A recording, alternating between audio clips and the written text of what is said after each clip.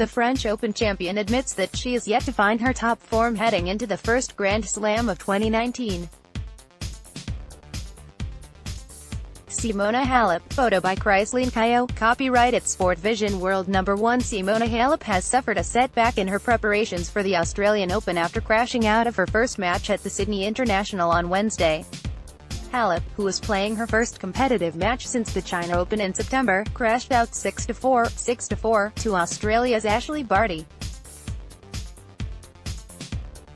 a player who she had defaulted on 2 previous occasions. The Romanian was broken 4 times as she hit 22 unforced errors to 9 winners. During both sets, Halep crumbled during the business ends. In the opener, the French Open champion was broken whilst serving 4-5 down. Then in the second set, Halep held a 4-3 advantage before losing 4 consecutive games to be knocked out of the tournament, making it the first time she has lost her opening match of a season since 2014.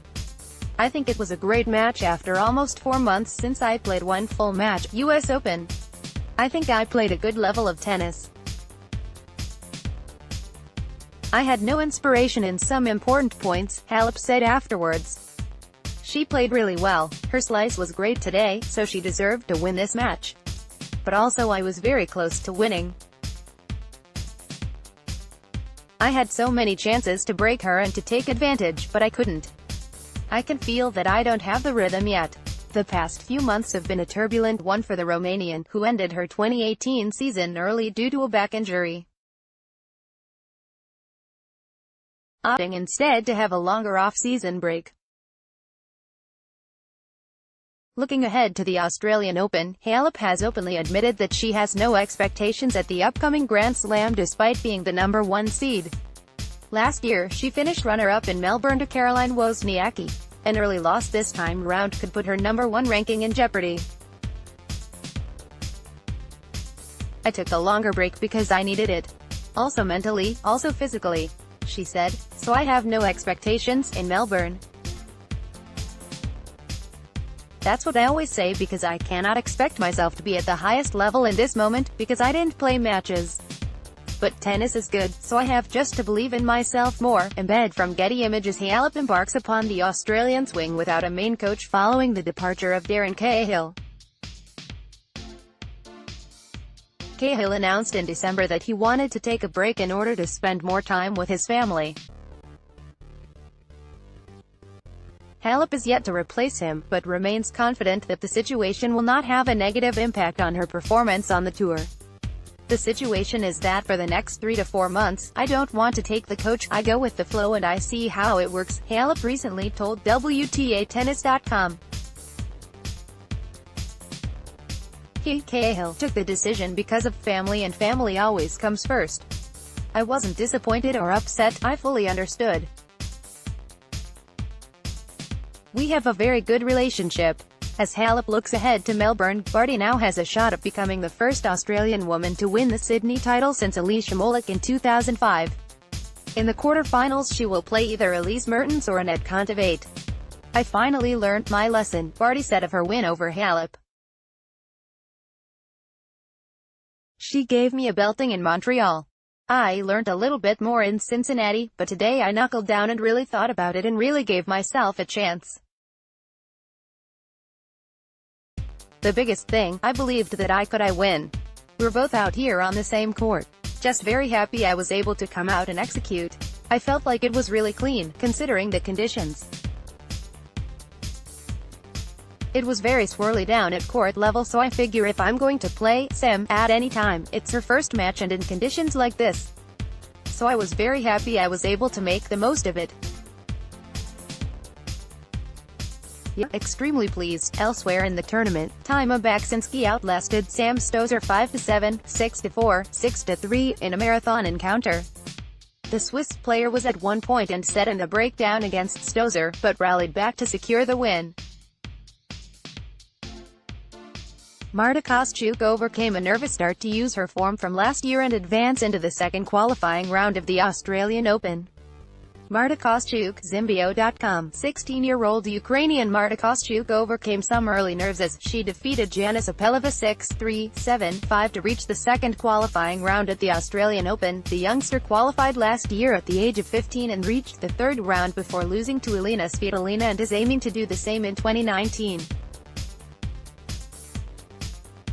An impressive 21 winners helped Kostyuk overcome some early nerves to defeat Jana Sapelova in straight sets and progress into the second qualifying round. After the win, Kostyuk explained that she was nervous as she had the memories of last year still in her mind. "I feel it wasn't my best match. I'm happy I got through this because I've never felt so nervous before a match," the teenager told AusOpen.com. "Never in my life, I'll tell you this secret, that when I was walking onto the court I thought I was going to cry because I was so nervous. I've also been going through a lot in the past year." True insight from the world number 116 who overcame these negative emotions to overcome her veteran Slovakian opponent, who picked up an injury during the match. Next for Kostyuk is Amandine Hess, who managed to overcome Leslie Kirkova 1-6, 7-6, 6-7, 6-8 in a battle. This match was one of many matches on day one which tested the new 10-point final set tiebreak. There were also wins for other teenage players such as Wimbledon Juniors champion Iga Swiatek and Olympic youth champion Kaja Juvan. The latter continued her 2018 momentum with a tough 2-hour battle over 17th Janina Wickmeyer, while Swiatek survived a tough test from Moscow River Cup champion Olga Danilovic. In battle between the two bright stars of the women's game, it was the Pole who defeated the Serbian 1-6, 7-6, 4-7, 5. Kokkinakis advances despite not receiving a wildcard for the men's draw. Thanasi Kokkinakis overcame Egypt's Mohamed Safwa in straight sets to reach the second qualifying round. The Australian, who defeated Roger Federer in Miami last March, needed a second set tiebreak to advance in Melbourne. "I feel like I should have done it easier, but he's a tough player, he's sneaky good. At the start I was playing such a high level, it wasn't anything flashy, but I made him play a lot of balls," Kokkinakis said about the match.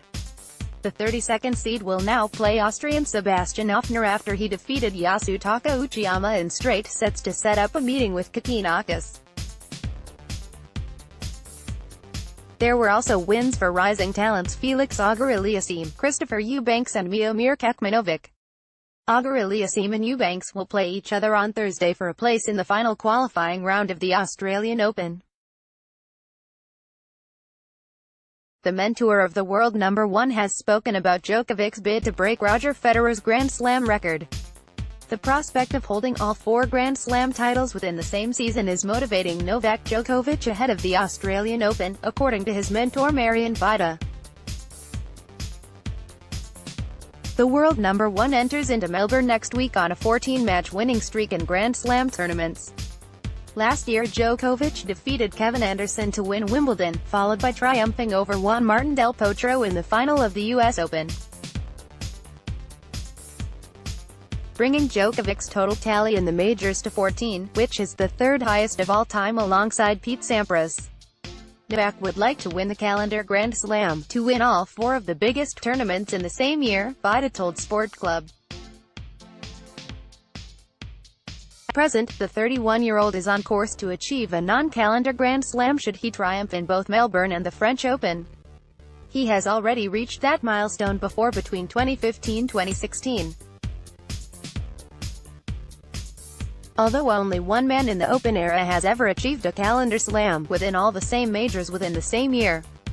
That was Australian legend Rod Laver back in 1969.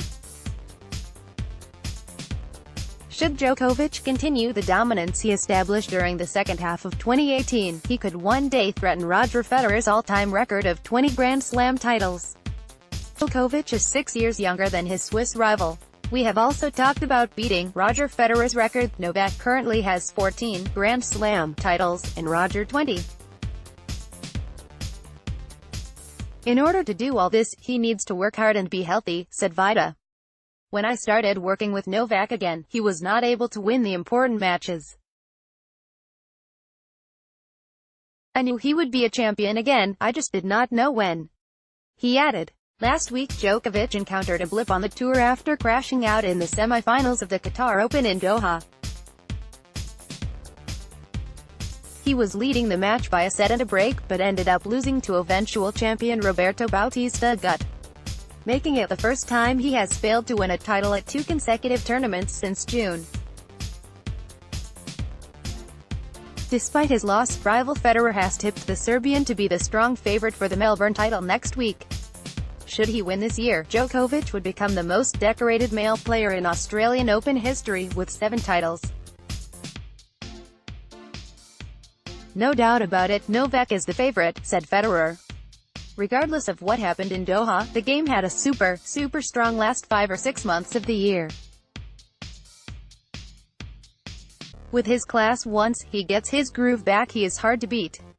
The main draw for the Australian Open will be conducted on Thursday.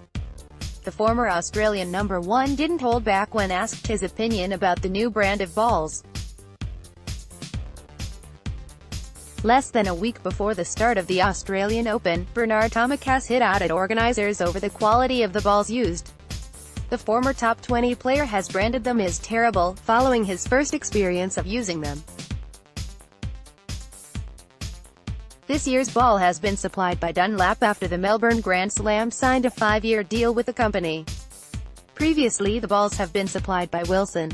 They have been issued to all of the build-up tournaments leading into the Australian Open, including the Kooyong Classic Exhibition Tournament, which Tomic is playing in. "I don't know what the Australian Open has done, but it is terrible," Tomic said. "I don't know too much about the balls, but I don't feel like it is that good of a ball. I think they're pretty cheap from what I've heard." Criticism aside, the world number 83 made a winning start to the event on Tuesday. In his opening match, Tomic defeated Jack Sock 5-7, 6-4, 10-6. This season the Australian is bidding to return back into the world's top 50 for the first time since July 2017. At the end of 2018, he made progress by winning his first ATP title for 3 years in Chengdu. The next test for Tomic comes in the shape of Nick Kyrgios. Both players have been previously criticized for their at times controversial behavior on the tour. The two have had a hot and cold relationship on the tour over the years. However, Kyrgios has recently stated that he doesn't have any bad blood against his compatriot. Although Tomic has since added fuel to the fire by taking aim at Kyrgios' mental game. "We're good friends and it's good for us to play, he's needing it more than anything because he's a little bit mentally struggling right now," the 26-year-old said. Regardless of his clash with Kyrgios, Tomic is hoping this week will put him on good footing going into the Australian Open. It is the 10th consecutive year he has played in the main draw of the event. His best performance was reaching the 4th round on 3 occasions, 2012, 2015 and 2016. Something he hopes to emulate this year. "Probably another 3rd or 4th round like I've done 100 times, Tomic replied when asked what his expectations were for the first Grand Slam of 2019. "Sometimes it's good to not be seeded and sometimes it's bad, so we'll see in 2 days." The main draw of the Australian Open will get underway on Monday.